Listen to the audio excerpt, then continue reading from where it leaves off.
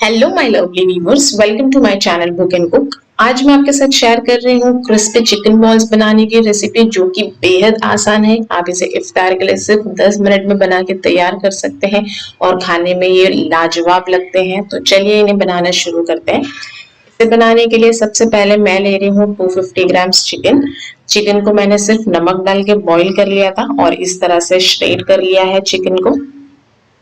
अब इसमें सबसे पहले जाएगा 1 चम्मच नमक, या फिर आप अपने टेस्ट के हिसाब से एडजस्ट कर लीजिए। नेक्स्ट इसमें जाएगा ब्लैक पेपर पाउडर, ये 1 टीस्पून लिया है मैंने। अब इसमें डाल देते हैं भुने हुए जीरे का पाउडर। साथ ही में इसमें जाएगी कुटी हुई लाल मिर्च, या फिर आप चिली फ्लेक्स यूज कर सकते हैं। नेक्स्ट इसमें जाएगा ताजा हरा धनिया। और अब इसमें मैं डाल रही हूँ half cup mozzarella plus cheddar mix है ये चीज डालना इसमें पूरी तरह से ऑप्शनल है। मिक्स कर लेते हैं इसे अच्छी तरह से। चीज डालने से इसका टेस्ट जो है वो एनहांस हो जाता है। और अब इसे बाइंडिंग के लिए मैं यूज कर रही हूँ, ये मैंने 2 मीडियम साइज के आलू लिए थे जिसे बॉईल कर लिया था, और इस तरह से इसे मैश करके इसमें डाल देंगे। आलू से जो कटलेट्स होते हैं या फिर कबाब होते हैं या फिर जो बॉल्स हम बना रहे हैं, इसमें अच्छी सी बाइंडिंग आ जाती है। तो देखिए मैंने आलू को अच्छी तरह से मिक्स कर लिया है। और अब इसके हम एक लेमन साइज की बॉल बनाएंगे, या फिर आप कोई भी शेप, जैसे ओवल पसंद करते हैं या सिलेंड्रिकल आप पसंद करते हैं, उस तरह से आप शेप बना सकते हैं। मैं इस तरह से बॉल शेप में बना रही हूँ इसे। तो देखिए हमने सभी बॉल्स को रेडी कर लिया है। अब जाते हैं इसके कोटिंग के प्रोसेस में। तो कोटिंग के लिए यहाँ हमें चाहिए एक अंडा। तो मैं ये एक अंडा ले रही हूँ। अंडे को फेंट लेना है अच्छी तरीके से। और फिर इसी के साथ हमें चाहिए थोड़े से कॉर्नफ्लेक्स। तो ये मैंने कॉर्नफ्लेक्स लिए हैं। आप इसे चाहिए तो हैमर की मदद से क्रश कर लीजिए, या फिर इस तरह से हाथों से क्रश कर लीजिए। मिक्सर में नहीं करेंगे क्योंकि ये बहुत ज्यादा पाउडरी सा हो जाएगा। हमें इस तरह से थोड़े बड़े बड़े से इसके टुकड़े चाहिए। अगर कॉर्नफ्लेक्स नहीं है तो आप कॉर्नफ्लेक्स की जगह ब्रेड क्रम्स का भी इस्तेमाल कर सकते हैं। और फिर इन बॉल्स को हम डिप करेंगे पहले अंडे में और फिर कॉर्नफ्लेक्स में। इसी तरह से इस प्रोसेस को हम रिपीट करेंगे। तो इससे जो है कॉर्नफ्लेक्स से इस पर एक बहुत अच्छी सी कोटिंग आ जाती है, और जब आप फ्राई करेंगे तो ये बहुत ज्यादा क्रिस्पी हो जाते हैं। तो देखिए मैंने इस प्रोसेस को रिपीट कर लिया है और हमारे सभी बॉल्स रेडी हो गए हैं। अब चलते हैं इसको फ्राई करने के प्रोसेस में। तेल को हमने गरम कर लिया है और एक एक करके इन बॉल्स को इसमें डाल देना है। तो ये जो बॉल्स है, आप इस पर ब्रेड क्रम्स लगाने के बाद या फिर कॉर्नफ्लेक्स लगाने के बाद आप इसे कोई भी एयरटाइट कंटेनर में रेफ्रिजरेट कर सकते हैं, और फ्रीज करने के बाद आप इसे 8 से 10 दिनों तक स्टोर करके यूज कर सकते हैं, और जब चाहे तब फ्राई कर सकते हैं। मैं अभी इसे इफ्तार के लिए बना रही हूँ, इसलिए मैंने इसे इमीडिएटली फ्राई कर लिया है। इसे फ्राई होने में बिल्कुल टाइम नहीं लगता है, ये मुश्किल से 1 से 2 मिनट में फ्राई हो जाते हैं। तो देखिए इसके ऊपर कितनी अच्छी सी क्रिस्प कोटिंग आ गई है। इसे निकाल लेते हैं। तो देखिए ये ऊपर से बहुत ही ज्यादा क्रिस्प करारे से बनते हैं और अंदर से ये बहुत ही सॉफ्ट होते हैं। तो हमारे चीज बॉल्स बनके तैयार हो गए हैं। अब इसे थोड़ा सा गार्निश कर लेते हैं। गार्निशिंग के लिए मैं इस पर डाल रही हूँ थोड़ा सा टोमेटो केचप। ये है बस इसे थोड़ा सा अट्रैक्टिव लुक देने के लिए। आप चाहें तो ये स्टेप्स को स्किप कर सकते हैं, और इस पे थोड़ा सा मेयोनेज़ भी मैं डाल रही हूँ, जिससे ये थोड़ा सा प्रेजेंटेबल लगता है। अब इस पर डाल देते हैं थोड़ा सा हरा धनिया भी मैं डालूंगी।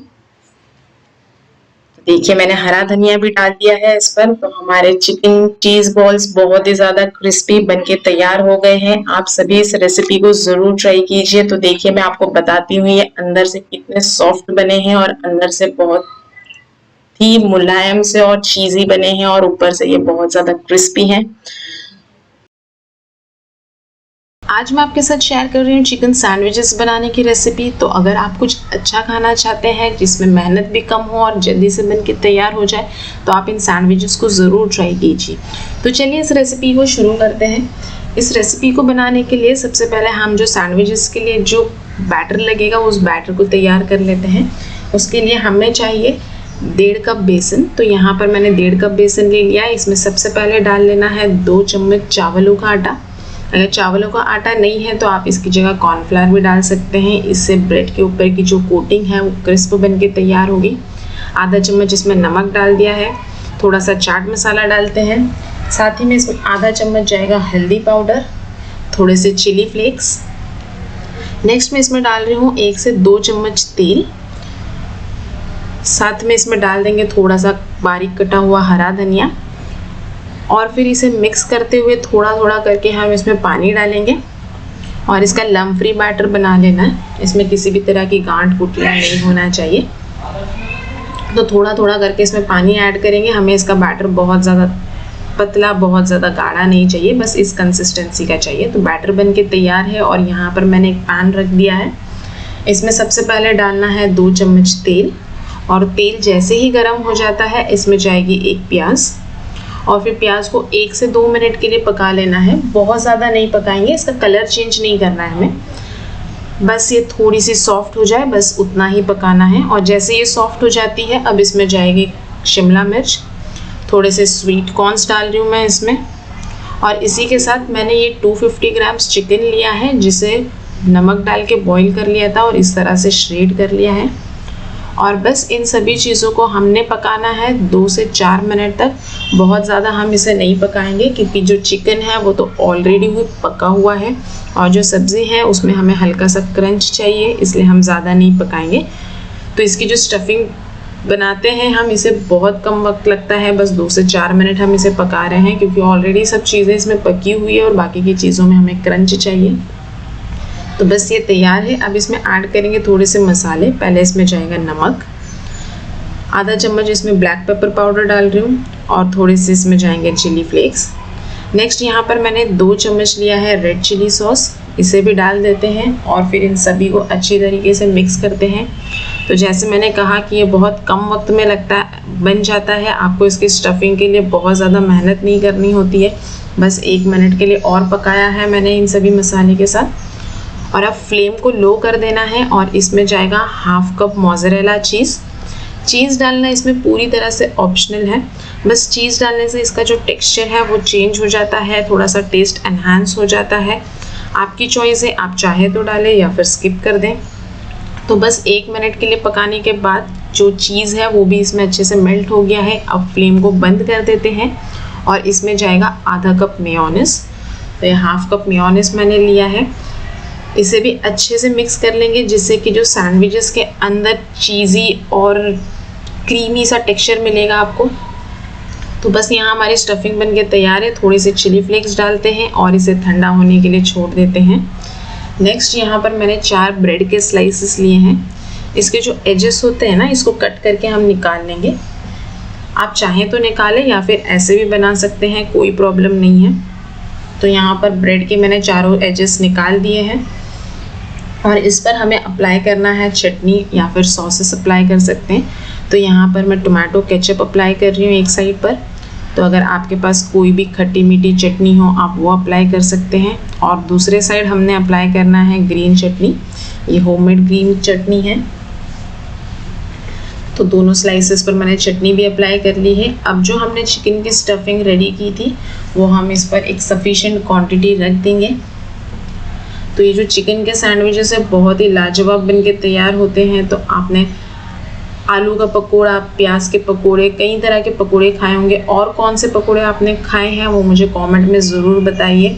तो इस रमज़ान में इफ्तार में आप कुछ नया चिकन सैंडविचेस ट्राई कीजिए।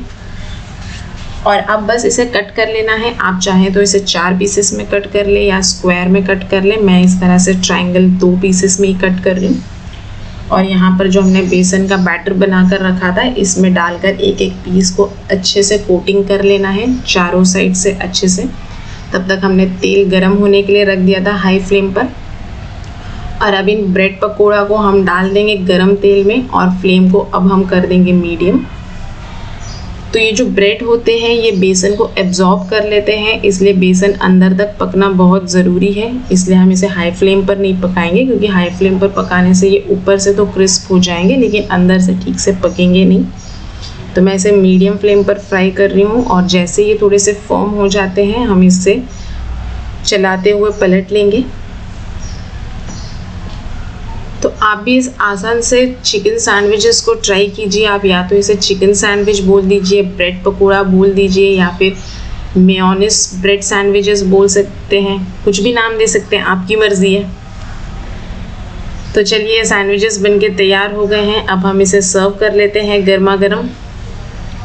तो यहाँ पर मैं इसके साथ ले रही हूँ टोमेटो केचप। वैसे तो ये सैंडविचेस इतने ज़्यादा टेस्टी बनते हैं कि इसको ना केचप ना चटनी किसी की भी ज़रूरत नहीं होती है। तो हमारे सैंडविचेस बनके तैयार है। आज मैं आपके साथ शेयर कर रही हूँ लहसुनी चना बनाने की रेसिपी, जो कि मुंबई के ढाबे की स्पेशलिटी है। ये मुंबई के ढाबों पर सर्व किया जाता है। तो आज हम इसे घर पर बनाएंगे। तो चलिए इसे बनाना शुरू करते हैं।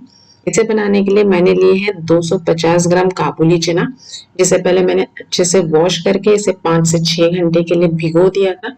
अगर आपके पास ज्यादा टाइम है तो आप इसे रात भर भिगो सकते हैं, या फिर अगर आप रात में बनाने वाले हैं तो आप दिन में इसे 5 से 6 घंटे के लिए भिगो दीजिए। और फिर इसे हम बॉईल करेंगे। तो बॉईल करने के लिए मैंने सभी चने को कुकर में डाल दिया है और इसमें डाल देते हैं 2 कप पानी, और इसे 2 सीटी आने तक मैं उबालूंगी। साथ में इसमें नमक डालकर उबालेंगे हम इसे। जैसे ही 2 सीटी आ जाती है फ्लेम को ऑफ कर देंगे। इसे हमें ओवर कुक बिल्कुल नहीं करना है। तो देखिए ये अच्छे से बॉईल हो गए हैं। बस इतना ही हमें इसे पकाना है, अदरवाइज अगर ये ज्यादा बॉईल हो गए तो इसका छिलका निकल जाएगा। और बस अब इसका पानी स्ट्रेन कर देंगे। और तो चने बिल्कुल रेडी है। अब ये दूसरा बोल ले रही हूँ मैं। इसमें हम रेडी करेंगे इसके लिए एक बैटर, जिसके लिए हमें चाहिए एक अंडा।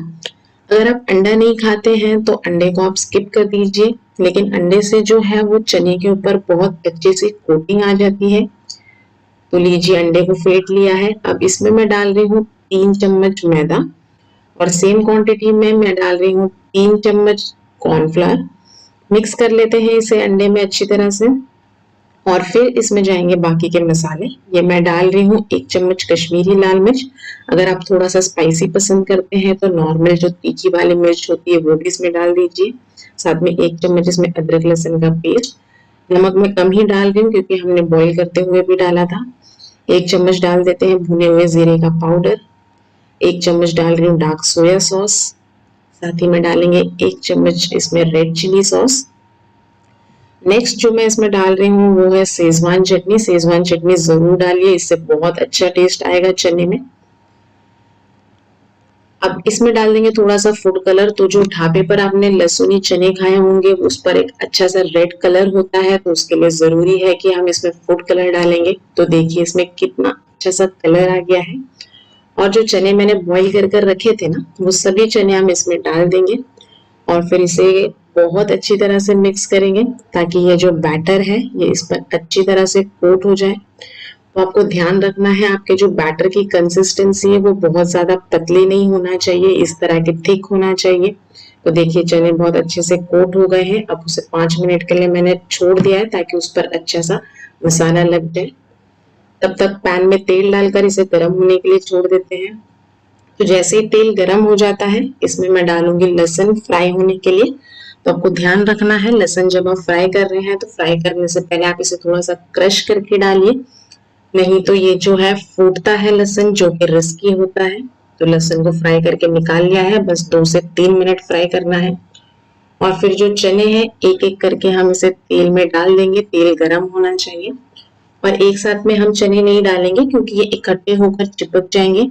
और जो चने हैं वो खुले खुले से होना चाहिए, इसलिए मैं दूरी पर चनों को डाल दूंगी फ्राई होने के लिए।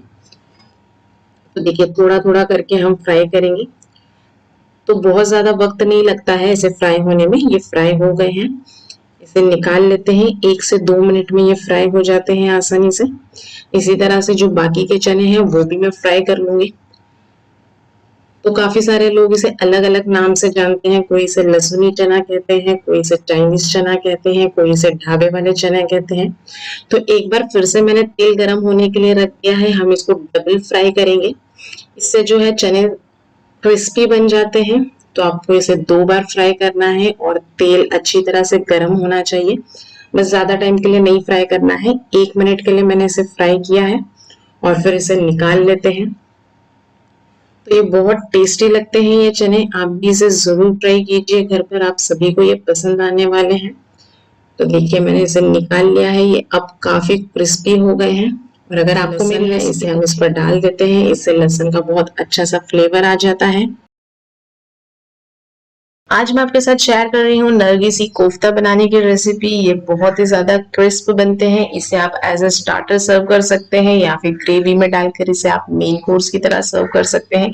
बहुत ही अमेजिंग और टेस्टी बनकर तैयार होते हैं ये नरगिसी कोफ्ते। तो चलिए इस रेसिपी को बनाना शुरू करते हैं। इसे बनाने के लिए सबसे पहले मैंने यहाँ लिया है 300 ग्राम मटन गोश्त लिया है मैंने, जिसे अच्छी तरह से वॉश करके छोटे छोटे टुकड़ों में कर लिया है। नेक्स्ट मैं इसमें डाल रही हूँ 100 ग्राम चना दाल, जिसे मैंने 5 से 6 घंटे के लिए भिगो दिया था। अगर आपके पास वक्त कम है तो आप गर्म पानी में इसे 1 से 1.5 घंटे के लिए भिगो दीजिए। नेक्स्ट इसमें डालेंगे बाकी के मसाले। यहाँ मैंने डाल दिया है नमक, थोड़ा सा डालेंगे इसमें हल्दी पाउडर। अब मैं इसमें डाल रही हूँ रेड चिली पाउडर। 1 से 1.5 चम्मच जिंजर गार्लिक पेस्ट डाला है मैंने। नेक्स्ट इसमें जाएगा 1 से 1.5 चम्मच धनिया पाउडर और 1 चम्मच इसमें जाएगा गरम मसाला। और आखिर में मैं इसमें डालूंगी 4 से 5 लाल मिर्चें। अगर आपके पास जो गोल वाले मिर्चे आते हैं वो है तो वो डाल दीजिए। और इसमें डालेंगे आधा कप पानी। पानी आपको कम ही डालना है क्योंकि जो गोश्त हमने डाला है वो भी काफी पानी छोड़ता है, इसलिए कम ही पानी डालना है। मिक्स कर लेते हैं इन सभी चीजों को अच्छी तरीके से और फिर इसे प्रेशर कुक करेंगे 5 से 6 सीटी आने तक। तो इसे मैंने 15 से 20 मिनट तक पका लिया है। तो आप देख सकते हैं दाल और गोश्त दोनों ही अच्छी तरीके से गल गया है। इसमें अभी काफी पानी है, इसलिए मैं इसे फ्लेम को ऑन रख के ही थोड़ा टाइम और पकाऊंगी ताकि इसका पानी अच्छी तरीके से सूख जाए। तो आप देख सकते हैं पानी पूरी तरह से सूख गया है। तो अब मैं ले रही हूँ यहाँ एक ग्राइंडिंग जार, जिसमें हम इस मिक्सचर को थोड़ा थोड़ा करके डालेंगे और इसे अच्छी तरीके से ग्राइंड कर लेंगे। तो आप गोश्त की जगह कीमा भी ले सकते हैं, कीमे को भी ठीक इसी तरह से बॉईल कर लीजिए। तो देखिए मैंने इसे ग्राइंड कर लिया है। इसी तरह मैं बाकी का मिक्सचर भी ग्राइंड कर लूंगी और ये हमारा मिक्सचर बिल्कुल तैयार हो गया है। इसे मैंने एक बोल में निकाल लिया है। अब इसमें डालेंगे थोड़ा सा नींबू का रस और 2 से 3 चम्मच तेल, ताकि इसमें एक अच्छी सी बाइंडिंग आ जाए। और अब मैं इसमें डाल रही हूँ पुदीना और बारीक कटा हुआ हरा धनिया। तो ये जो कोफ्ते और कबाब की जो रेसिपीज होती हैं, इसमें हरा धनिया और पुदीना बहुत ज्यादा इंपॉर्टेंट होते हैं। उससे बहुत अच्छा सा टेस्ट आता है आपके कोफ्ते में, कबाब में। अच्छे तरीके से मिक्स कर लिया है इसे मैंने और फिर बस हमारा ये मिक्सचर तैयार है। इसके आप कोफ्ते बनाना शुरू करते हैं। तो पहले हाथों को थोड़ा सा ऑयल से मैं ग्रीस कर लूंगी ताकि ये हाथ में ना चिपके। और फिर एक सफिशिएंट क्वांटिटी लेना है आपको और अपने हाथों पे रखकर इसे इस तरीके से प्रेस करते हुए अपनी हथेली पर फैला लेना है। तो देखिए मैंने इसे अच्छे से फैला लिया है। और अब यहाँ मैं ले रही हूँ अंडा, जिसे मैंने बॉईल कर लिया था। इसे रखेंगे सेंटर में और इसे इस तरीके से पैक कर देंगे। तो इसका जो मिक्सचर है, जिस तरीके से शामी कबाब बनाए जाते हैं ठीक उसी तरह से आपको बनाना है। तो इसे आप या तो नरगिसी कोफ्ता नाम दे दीजिए या फिर अंडा पकोड़ा नाम दे दीजिए, कुछ भी नाम दे दीजिए, आपकी मर्जी है। तो देखिए हमारा ये कोफ्ता बनके तैयार है। इसी तरीके से मैं बाकी का भी कोफ्ते तैयार करूंगी। तो ये जो रेसिपी है बहुत ही ज्यादा इजी है और बहुत ही ज्यादा टेस्टी है। आप इसे इफ्तार के लिए बना सकते हैं, आप सभी को ये बहुत ज्यादा पसंद आएगी। देखिए हमने दूसरा कोफ्ता भी रेडी कर लिया है। तो हमारे इसी तरीके से बाकी के कोफ्ते भी मैंने तैयार कर लिए हैं।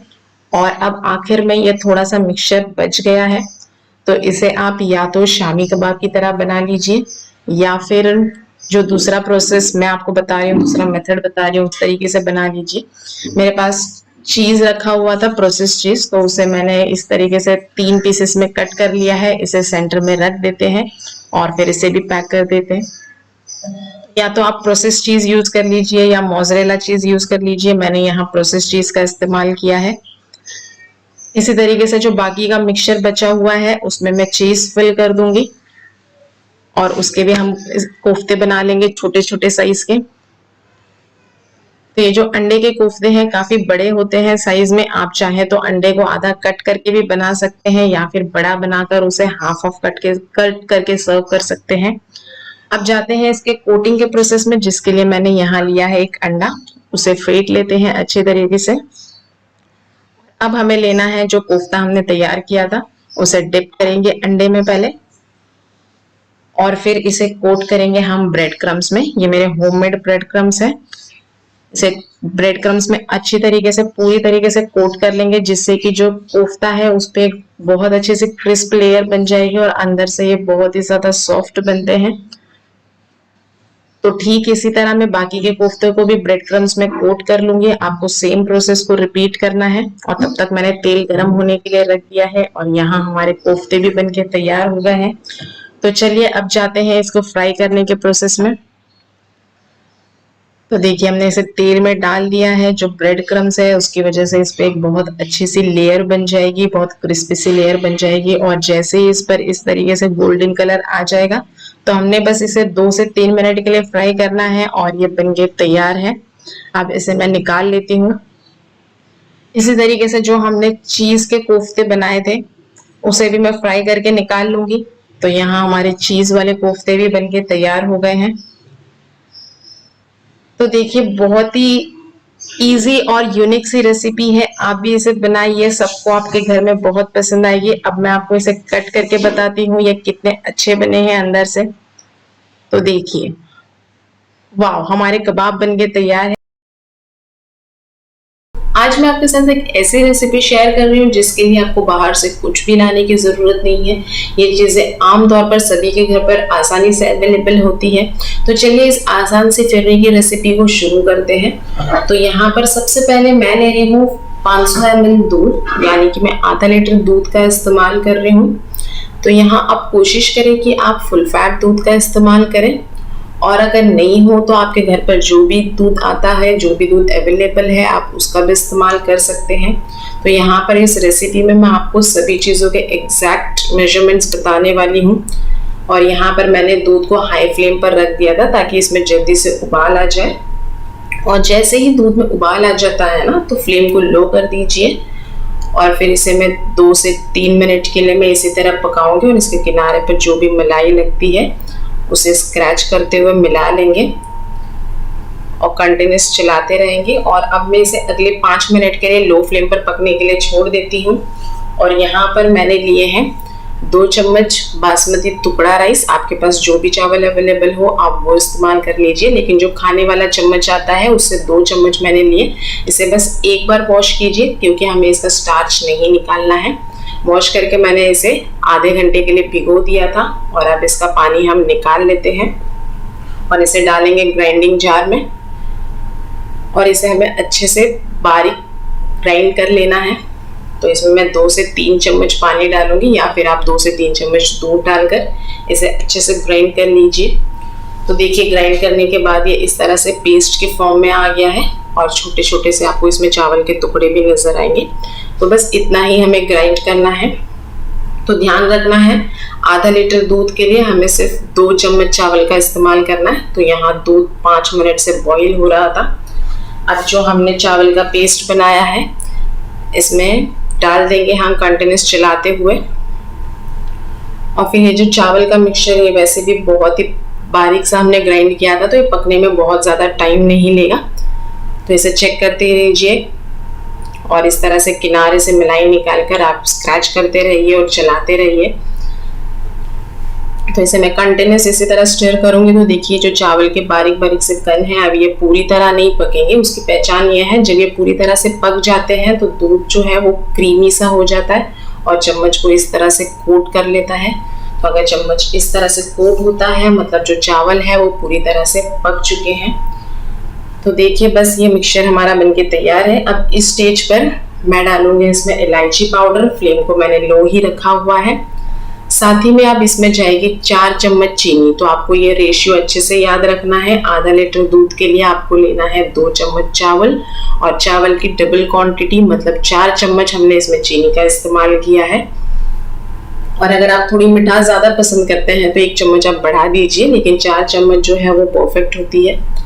अब ये बनकर तैयार है। तो चलिए इसे हम सर्व कर लेते हैं, क्योंकि ये ठंडी होने के बाद और भी थोड़ी सी थिक हो जाएगी। तो नॉर्मली ये जो फिरनी होती है इसे इस तरह के मिट्टी के बर्तन में सर्व किया जाता है। ये ट्रेडिशनल तरीका है इसे सर्व करने का। तो इसे सर्व करने से पहले मैंने इस कुल्हड़ को पानी में कुछ टाइम के लिए भिगो दिया था। और अब यहाँ पर जो बाकी की फिरनी है इसमें मैं डाल रही हूँ 2 से 3 चम्मच मैंगो का पल्प।